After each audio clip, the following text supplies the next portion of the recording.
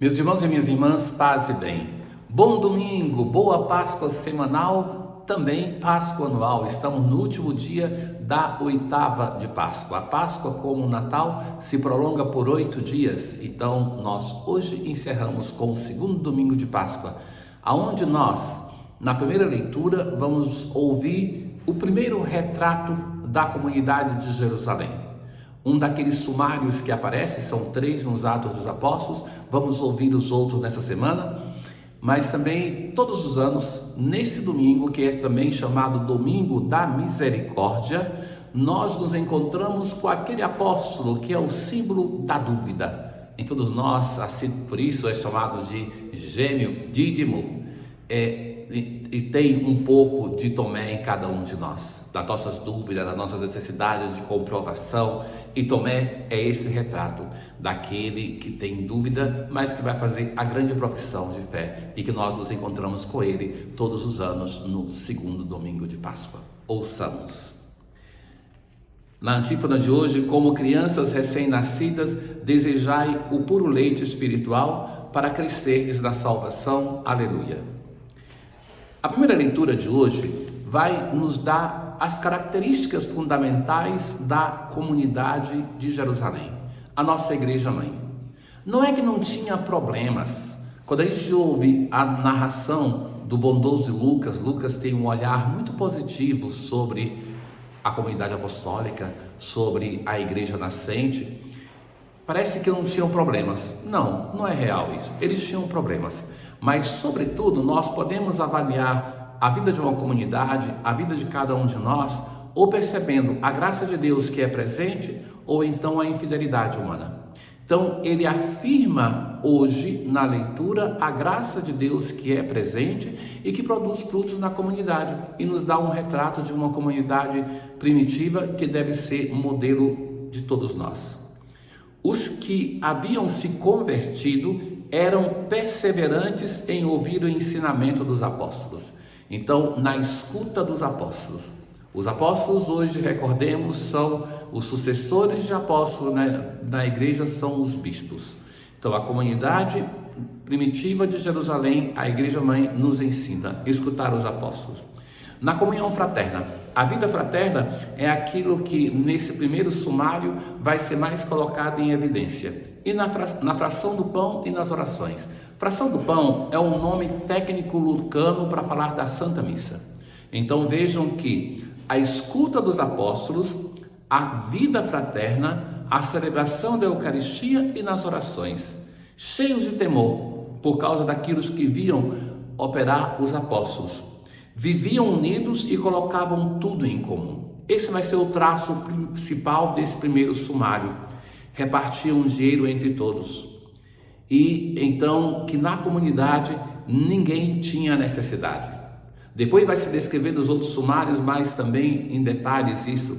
Frequentavam o templo. Então os primeiros cristãos não tinham com clareza a novidade que era o cristianismo. No primeiro momento eles frequentavam o templo, como os outros judeus, e ainda mais. Partiam o pão pelas casas. A celebração eucarística, a fração do pão, se fazia na casa deles, não no templo. E junto a essa celebração eucarística tinha um momento de confraternização, de ágape. Tomavam a refeição com alegria e simplicidade de coração. Louvavam a Deus e eram estimados por todo o povo.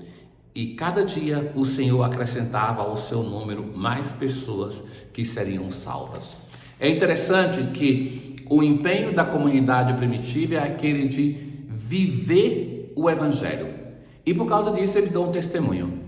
E era esse testemunho que fazia com que outras pessoas buscassem ser cristãos.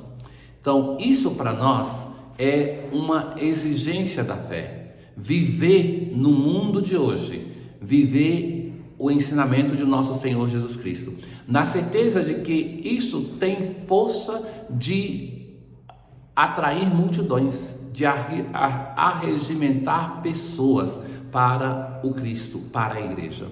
O empenho do testemunho que deve fazer parte da vida de cada um cristão como missão. Alguns podem partir para a missão no exterior, mas todos nós, independentemente de onde estamos, devemos testemunhar com a nossa vida o Evangelho de nosso Senhor Jesus Cristo. O salmo de hoje é o Salmo 117, muitas vezes rezado no tempo pascal. Os que temem o Senhor agora o digam, eterna é a sua misericórdia. O Senhor é minha força e meu canto e tornou-se para mim o Salvador. A pedra que os pedreiros rejeitaram. Então, que é essa expressão que nós escutamos em muitos outros lugares e que no Salmo, sobretudo, que é a origem, nós rezamos algumas vezes. Pelo Senhor é que foi feito tudo isso, que maravilhas Ele fez a nossos olhos. A segunda leitura de hoje é do apóstolo Pedro. Bendito seja Deus, Pai de nosso Senhor Jesus Cristo, que pela ressurreição do seu Filho nos fez nascer de novo para uma esperança viva. A ressurreição é um novo nascimento, não só para o Cristo, mas para todos nós. E ele liga a esta ressurreição as virtudes teologais. A primeira é a esperança, mas depois vai falar assim: graças à fé e pelo poder de Deus, vós fostes guardados para a salvação. Por fim, sem ter visto o Senhor, vós o amais, sem o ver, ainda nele acreditais. Isso será para vós fonte de alegria, a vossa salvação. É interessante essa expressão, sem ter visto o Senhor, vós acreditais e amais. Porque Pedro viu, tocou, falou Jesus, teve os seus pés lavados por ele. Mas ele vai falar para uma comunidade que já não tinha essa experiência, como nós não tivemos. Mas que isso não nos impede de crer no ressuscitado. Hoje, no Evangelho de São João, nós temos a narração da segunda aparição do Senhor. Era o primeiro dia, no final do primeiro dia. Então as portas são fechadas, com os apóstolos dentro da sala do cenáculo, que eles tinham medo. Jesus entrou e, pondo-se no meio deles, disse: a paz esteja convosco. Essa expressão de Jesus no meio da sua igreja é muito comum no Evangelho de São João. Já na cruz ele estava no meio, entre dois, um do lado, outro do outro, e que é a expressão do ressuscitado. O Senhor se coloca no meio da sua igreja. Os discípulos se alegraram, e Jesus vai dizer: como o Pai me enviou, também eu vos envio. Depois, soprando, vai dar para eles o Espírito Santo e o poder de perdoar os pecados. Recebei o Espírito Santo. A quem perdoardes os pecados, eles lhes serão perdoados. A quem os não perdoardes, eles lhes serão retidos. Então isso acontece no dia da ressurreição, no entardecer daquele mesmo dia. 8 dias depois, Tomé, que estava ausente da primeira vez, ele vai chegar e os outros apóstolos vão dizer: vimos o Senhor. E a resposta de Tomé: se eu não vi a marca dos pregos em suas mãos, se eu não puser o dedo nas marcas dos pregos e não puser a mão do seu lado, não acreditarei. E 8 dias depois, de fato, é que ele vai estar reunido. Essa resposta de Tomé se dá no primeiro dia ainda. 8 dias depois, Tomé está com eles. E Jesus pôs-se no meio deles e disse: veja que não fala que Jesus apareceu, mas põe-se no meio, a paz esteja convosco. E vai chamar Tomé para fazer a experiência de tocar que ele queria. E vai dizer: não sejas incrédulo, mas fiel. Este apóstolo, que é sempre considerado um sem fé, na verdade faz a grande profissão de fé do quarto evangelho: meu Senhor e meu Deus, e ele não toca.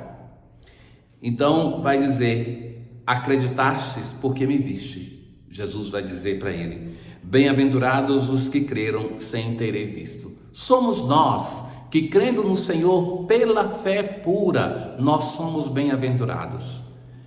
A conclusão do Evangelho de hoje, São João vai dizer que aqui ele narrou apenas alguns episódios para que o que foi escrito nos ajude a crer em Jesus Cristo e para que tenhamos vida em seu nome. No domingo, nós todos podemos nos encontrar com o Senhor. Tomé não estava no primeiro dia na missa, por isso não acreditou. No segundo dia, quando ele está na missa com os outros apóstolos, ele acredita no ressuscitado. Ó Deus de eterna misericórdia, que reacendeis a fé do vosso povo na renovação da festa pascal, aumentai a graça que nos destes, e fazei que compreendamos melhor o batismo que nos salvou, o Espírito que nos deu nova vida e o sangue que nos redimiu. Feliz Páscoa para todos. O Senhor esteja convosco, Ele está no meio de nós. Abençoe-vos o Deus Todo-Poderoso, o Pai, o Filho e o Espírito Santo. Paz.